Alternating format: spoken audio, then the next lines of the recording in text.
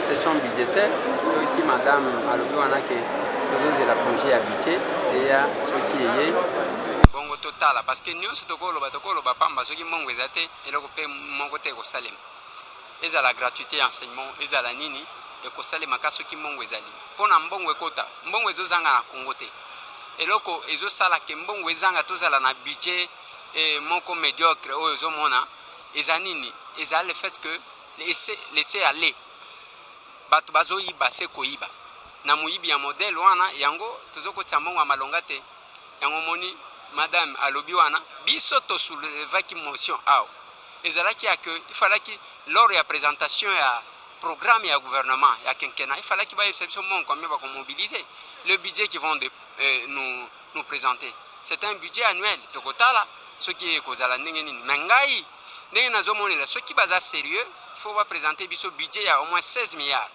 wana nde tokondima soki budget ya moins de 16 milliards donc ekozala lokola problème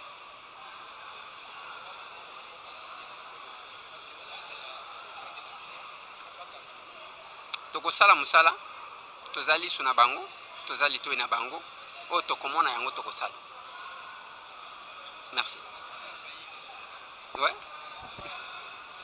oui mina sema hivi tunakuwa umu session ya septembre njuu ya kuyua budget eza session budgétaire kama pale premier ministre ataleta budget ndio tutangalia kama beko na volonté ya kubadilisha mambo wala hapana make kama bakakuwa na budget ya moins de 16 milliards c'est que pale tutayua sema bwiji ndio butendelea sasa mais kama banakuwa na budget kwanza 16 milliards mpaka kupanda tunaweza kuona sasa changement iko naingia meme hii masomo ndio batoto bafunze inapendeza kwa franga biote tunaweza kusema hapa tunaweza kusema ni bure tu kama hakuna franga donc na peuple congolais anapasha kujua kama chochote tutaona mwemisiki na ndio chochote tutaanza kuambia kila mtu na kumijulisha kama ni mambo kani yenye iko nafanyika hapa mwenda kwa mene mudimu wa songo watu adijilel tudibinjila mbulamatadi wetu aditonga na kutuhesha program na kwa betu teleja ba manye ne mudimu munena watu adije tubela to asakijila ba confiance betu hesha okay ba mwena tana ba manye ni mouvement président de la République Félix Antoine Tshisekedi Tshilombo mutu ambila tudiba fika ba mutubenzela mudimu katwede chuka chitu banku ba ambila to tutubela to asakijila ba kaloma na betu hesha okay eza aussi to bengaka les bonnes intentions, les beaux discours. Mais pour la biso, c'est important. C'est que Tozomi Bengama, comment dire, temple de la démocratie. Il faut, et c'est comme on peut asseoir la démocratie. Or, biso toyebi que Tozo sala rentrée na biso na contexte de la crise. Vous avez vu les scènes qui se sont passées. Excusez-moi. Momoni basano elekani kuna ba député bazaki injustement invalidé à Koti donc on est zakaka on va le partie visible il y a Makambo mais il y a beaucoup de choses comme est-ce que Makambo koleka na kati ya assemblée na biso il faut totala nous ce qu'on veut c'est que démocratie est fondation mais ce qui n'a pas à mater c'est déjà important c'est ça. Il faut que le alerte à l'endroit Makambo les salam. Tous prendre chaque fois à témoin dans les Cambodgiens sur les salam. Donc ça voilà merci. Merci. La Constitution et le règlement intérieur de l'Assemblée. Et donc je suis content que tout cela se soit passé dans des meilleures conditions. C'est moi qui vous remercie. Excellence, un mot à Lingala par rapport à mon collègue parlementaire. C'est Pelindenge Milulu Milekani Malamo, ils sont dans le Sénat, ils sont dans l'Assemblée nationale. Et aussi Mibeko ya Mobeko Likundi, na l'Igilema, il y a l'Assemblée nationale et le Sénat. Les restes qui sont le Mébata. Oui, c'est une session budgétaire. Comme elle a dit, nous espérons bien sûr que le pays ne sera pas corrompu, que les élites que nous sommes ne seront pas corrompues. Nous sommes venus ici travailler pour le bien-être de la République démocratique du Congo, pour améliorer les conditions de vie de chaque citoyen congolais. J'espère que les choses vont réellement changer. Mais ce que j'ai observé aussi, c'est que pendant la plénière, il y avait plein de députés invalidés qui ont soulevé des papiers. Et je pense que c'est une honte pour la République démocratique du Congo arriver à ce genre de niveau. Je suis triste pour ce pays, parce qu'aujourd'hui nous avons une cour constitutionnelle qui est bien sûr animée par des acteurs qui sont corrompus. Bref, j'espère que le pays ira mieux dans quelques années.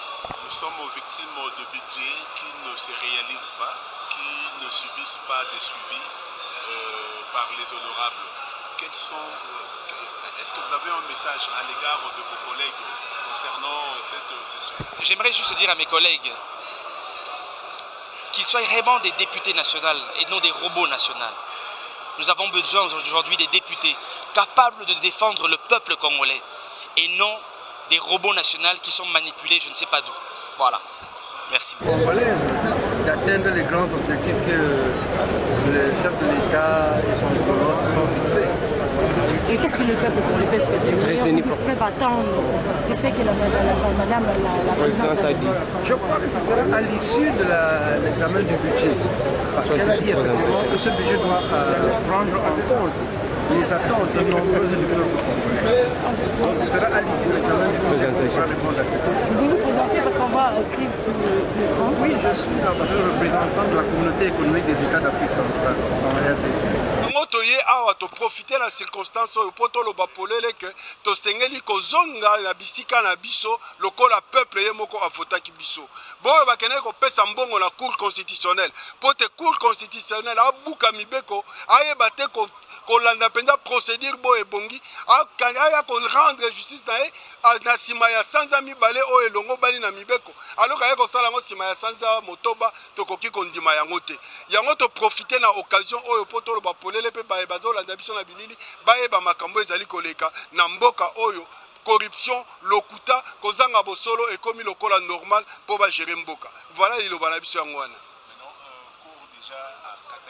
mais cour asali yango na ndenge longo bani te pona mobeko oyo ya cour oyo elobi ke mibeko ya cour soki asali yango ekoki bakoki kozongela yango lisusu te babakisi na clause ya mibale balobi ke pourvu ke mibeko na esalama na lolenge ya constitution nzoka nde awa tozali na mibeko esalami na lolenge ya constitution te constitution asengi 2 mois bango baye kosala yango nsima ya 6 mois constitution asengi confrontation bango basali yango te seni abimisi badate banombre oyo ya bato oyo bakendeki na bacirconscription na baposte bango baye kobakisa soki ozwi oyo babakiseli bato na oyo aseni abimisi différence munene bo bavoi oyo bazobakisela bato bazozwa yango wapi bazojustifie yango te mpo kaka balobi cour donc bango baza likolo ya mibeko biso nde bapeuple nde baimposaka biso mibeko non justement yango na peuple fa fungola makanisi na ye premier ministre ye moko awa alobaki yango ke justice ya Congo ezali 2 poids 2 mesures donc biso justement tozali na victime ya justice wana 2 poids 2 mesures oyo ye moko astigmatisaki mokolo ayaki awa na assemblée nationale tokoki kondima yango te gouvernement na baaction badiscours elekele ozela baaction population eza besoin ya baaction ifo totalela gouvernement na misala na maloba te yango tozozela biso mpe tozali nsima mpona kolandela mbala oyo contrôle ekozala ya makasi na ndenge mpe crise ezali oui contrôle ekozala ya makasi esengeli population sentir ya changement oyo changement ezali te tokodénonce ça la réalité. Merci beaucoup. Absolument sans faute.